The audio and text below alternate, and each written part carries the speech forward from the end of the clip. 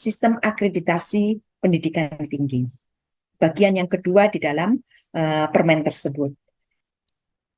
Kaitannya dalam akreditasi, ada beberapa hal yang perlu kita ketahui, yaitu bahwa akreditasi, jadi dalam episode sebelumnya, ini kita umumkan bahwa akreditasi itu diperbaharui secara otomatis setiap 5 tahun. Kemudian proses reakreditasi itu bersifat sukarela bagi perguruan tinggi dan program studi yang sudah siap untuk naik peringkat akreditasi. Kemudian untuk reakreditasi itu tetap dapat dilakukan kapan saja bila ada indikasi penurunan kualitas perguruan tinggi atau program studi. Kemudian program studi yang berhasil mendapatkan akreditasi internasional tidak perlu menjalani proses akreditasi nasional. Kemudian Ibu Bapak semua, ini beberapa keinginan kita bahwa dengan MB 26 ini kita menginginkan bersama meneruskan transformasi yang sudah ada dengan meringankan beban administrasi dan finansial akreditasi. Kita bisa melihat sebelum dan sesudahnya Ibu Bapak semua. Sebelumnya itu akreditasi terhadap perguruan tinggi dan prodi dapat menghasilkan ada status tidak terakreditasi baik sekali atau unggul. Sedang sesudahnya status akreditasi itu disederhanakan. Kemudian yang kedua, biaya akreditasi program studi oleh LAM itu dibebankan kepada perguruan tinggi. Sekarang ini pemerintah akan menanggung biaya akreditasi wajibnya, baik yang dilakukan BAN PT maupun LAM.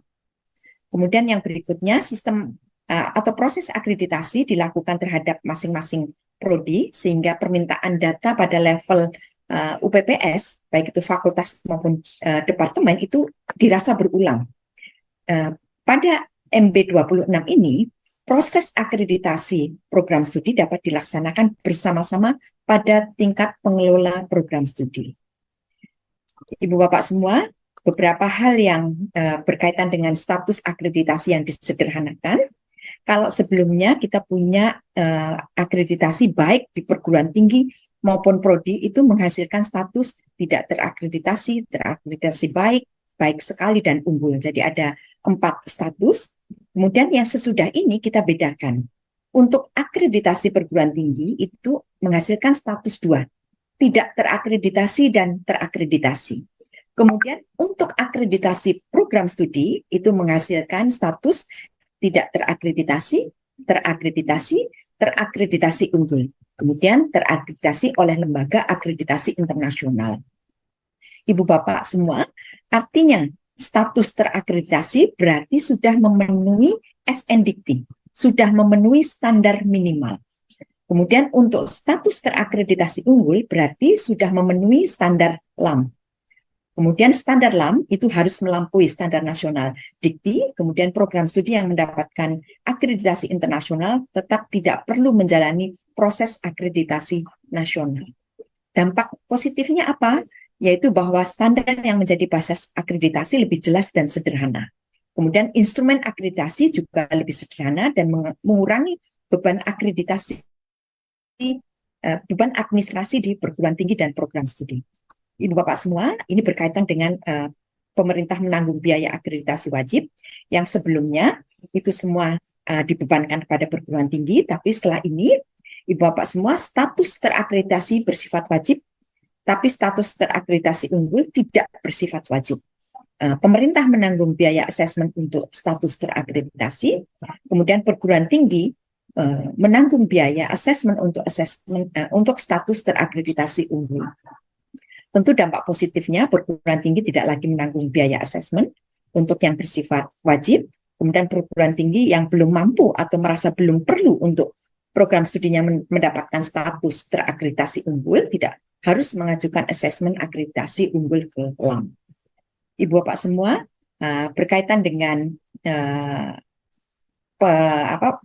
proses akreditasi yang dapat dilakukan pada tingkat UPPS, kalau sebelumnya prodi masing-masing. Kalau setelah ini, Ibu Bapak semua, proses akreditasi dilaksanakan pada proses akreditasi dapat dilaksanakan pada tingkat UPPS. Apakah itu departemen, apakah itu jurusan atau sekolah atau fakultas. Sehingga data yang sama dapat diserahkan sekaligus untuk beberapa program studi. Ya, ini untuk mengurangi beban administrasi dari perguruan tinggi. Kemudian Ibu Bapak semua, berikutnya, apa langkah selanjutnya bagi perguruan tinggi, Badan Akreditasi Nasional Perguruan Tinggi dan LAM? Untuk perguruan tinggi, tentu dibutuhkan untuk menjabarkan standar nasional pendidikan tinggi sesuai dengan tingkat mutu, keluasan substansi, serta visi dan misi masing-masing dalam bentuk standar pendidikan tingginya. Kemudian menyesuaikan penyelenggaraan perguruan tinggi dengan peraturan baru dalam waktu paling lambat 2 tahun. Tentu untuk level perguruan tinggi ini sudah harus dilakukan secepatnya, karena nanti program studi kan akan menyesuaikan panduan-panduan yang terkait. Kemudian peringkat akreditasi yang ada, A unggul, B baik sekali, C dan baik, ini tetap berlaku hingga masa berlakunya selesai. Kemudian perpanjangan status akreditasi akan menggunakan status akreditasi yang disederhanakan. Kemudian yang dilakukan PAN PT dan LAM ini kebetulan sudah mulai bekerja. Jadi pertama akan menyampaikan informasi masa transisinya akan seperti apa. Kemudian yang berikutnya tentu tidak lagi menarik biaya ke perguruan tinggi untuk asesmen status terakreditasi yang bersifat wajib. Kemudian menyesuaikan instrumen akreditasi dengan standar nasional pendidikan tinggi dalam waktu paling lambat 2 tahun, dan ini kami terus dengan Direktorat Kelembagaan untuk mengawal supaya prosesnya bisa lebih cepat. Kemudian berikutnya, Ibu Bapak, dengan transformasi standar dan akreditasi pendidikan yang lebih memerdekakan, maka tentu perguruan tinggi memiliki ruang gerak lebih luas dan dalam melakukan diferensiasi misi, dan beban administrasi dan finansial perguruan tinggi untuk akreditasi berkurang, dan perguruan tinggi bisa lebih adaptif dan fokus pada peningkatan mutu tridharma perguruan tinggi.